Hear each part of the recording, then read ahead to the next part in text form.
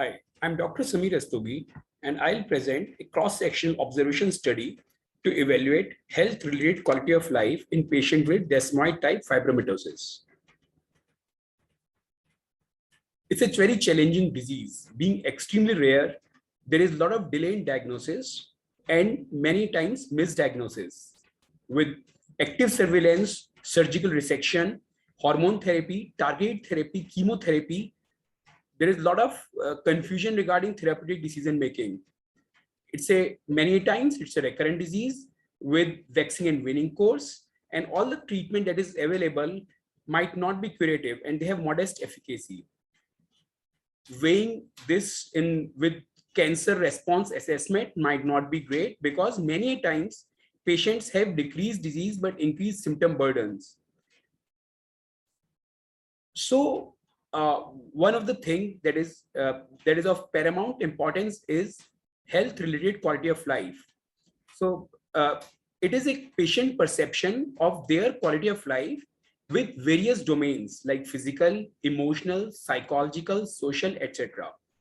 And this might provide greater insight into patients' quality of life along with treatment efficacy. Simultaneously, it tells us whether patient is getting benefit of from treatment with maintained quality of life.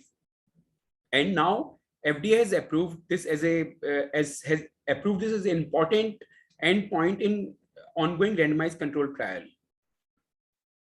So since desmoid patients have to go through a lot of problems and with this benign disease, so we thought that these patients might be having increased anxiety, depression, and deterioration health related quality of life. So primary objective of our study was to assess HRQOL in patient with desmoid type fibromatosis, and secondary objectives were to determine anxiety, depression in these patients, and also compare anxiety and depression of these patients with healthy controls. Also to assess the symptoms related to disease. It was a prospective observational comparative study, and we started recruitment in August 2020. So initially we planned for 50 subjects in each arm. However, we were able to recruit 102 patients and 102 healthy controls in the respective arms. We included more than 18 years of patients and subjects with histology confirmed diagnosis of desmoid type fibromatosis and those who are willing to participate in study. And we excluded people with any communication disability or people who have chronic illness like CAD or CKD or CLD.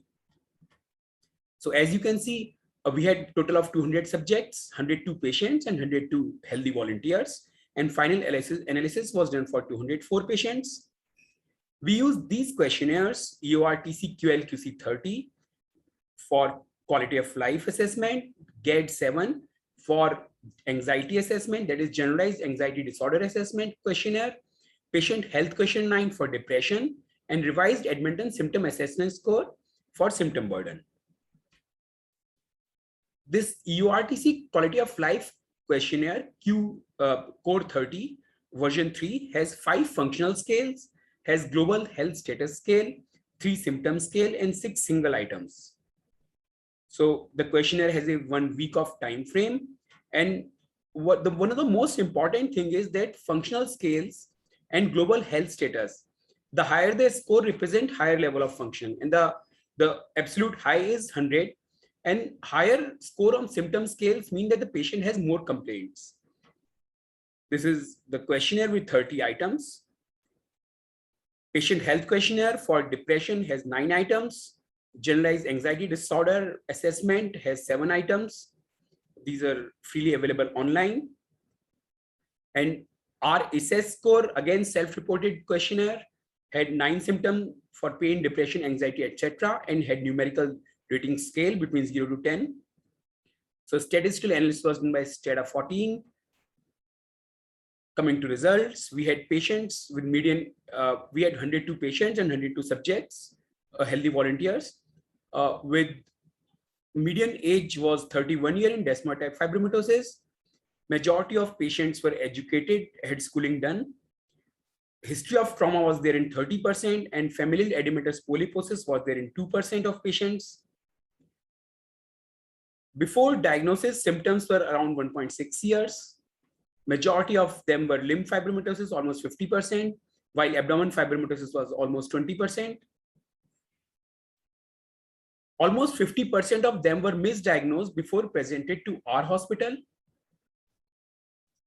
And majority of them, 65 out of 102 patients, had surgical treatment outside, while only 25 of the patients received any line of medical therapy. In our center, majority of them were tried for active surveillance and medical therapy, while only 10% of patients had any surgery. So during this study, at the point when we had assessment done, most of the patients were either stable disease or with partial response, while hardly few patients were progressive. So coming to primary outcome, first we come to symptom scales of EORTC QLQC30. There was higher fatigue, pain, insomnia, and financial difficulties in our patients. The functional scales had suboptimal values or suboptimal outcome in terms of physical functioning, role functioning, and emotional functioning, and social functioning, while cognitive functioning was at par.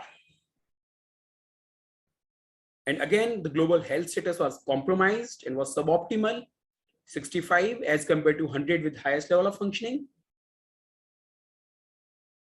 Almost 50% of patients had some kind of depression, with severe depression in 3% of patients. Almost 40% of patients had anxiety, with again 3% had severe anxiety. Our patients had significantly higher pain, tiredness, and anxiety with RSS scoring. Comparing with controls, anxiety and depression were significantly higher in desmoid type fibromatosis patients. Similarly, fatigue, pain, insomnia, and financial difficulties are significantly higher as compared to controls. You can see that. Physical functioning, role functioning, and emotional functioning and social functioning was subpar and was inferior than as compared to controls. Again, global health status or global health scale was compromised, and it was inferior to controls. So comparing with different, I know cross trial comparison should not be done, but with this rare disease, we have done cross trial comparison Desmoid study with a Royal Marsden series of 27 patients. And on the right hand side, the column shows EORTC reference for all the cancers. And you can see the global health status in almost all the studies is suboptimal and is nearing the EORTC reference for cancer. Similarly, fatigue, pain, financial difficulties are there in almost all the difficulties. In Royal Marsden, the symptom burden is quite high. In Desmoid study, physical functioning was almost normal, but all the other domains which were tested were suboptimal. Again, emotional functioning, role functioning, and social functioning was also inferior in all the studies and is almost same as the cancer out for EORTC reference for cancers. So in summarizing my results, our patients had significant fatigue, pain, and insomnia. There was deterioration in physical, role, emotional, and social functioning by EORTC QLQC30 questionnaire, which is very similar to cancer patients. Our patients has unacceptably high chances of depression and anxiety, and this needs to be properly addressed. I think now the first Desmoid specific questionnaire is under validation by Dr. Gundar, the goddess questionnaire. And we strongly think that quality of life must be longitudinally assessed to assess actual impact of therapy. I'm grateful to my teammates, Dr. Vikas Garg, who is my fellow and who led this study, my AIMS Sarcoma team, and Department of Medical Oncology. And I also thank Sachin Sarcoma Society and Rashi for helping us out and our patients, and DTRF for their support. Thank you very much.